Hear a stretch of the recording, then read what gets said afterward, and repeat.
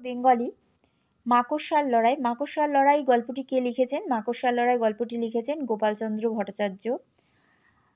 সঠিক উত্তরটি বেছে নাও। লেখকের দেখা মাকড়সার রং কি? লেখকের দেখা মাকড়সার রং হলো ধূসর।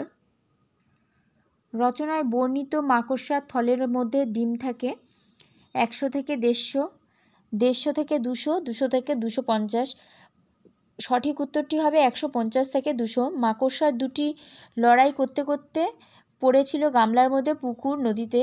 মাকড়সা দুটি লড়াই করতে করতে পড়ে গিয়েছিল গামলার মধ্যে। লড়াইরত মাকড়সার একটি ঠ্যাং ছিঁড়ে গিয়েছিল, মাথা কেটে গিয়েছিল, দেহ দুটি খণ্ড হয়ে গিয়েছিল। সঠিক উত্তরটি হবে ঠ্যাং ছিঁড়ে গিয়েছিল। শূন্যস্থান পূরণ করো। গোলাকার জিনিসটা ডিম রাখার থলে। 150 থেকে 200 হলদে রঙের ডিম থাকে। দুটো মাকড়সা প্রায় 6 থেকে 7 ইঞ্চি ফারাকে দাঁড়িয়ে মুখোমুখি চেয়ে আছে।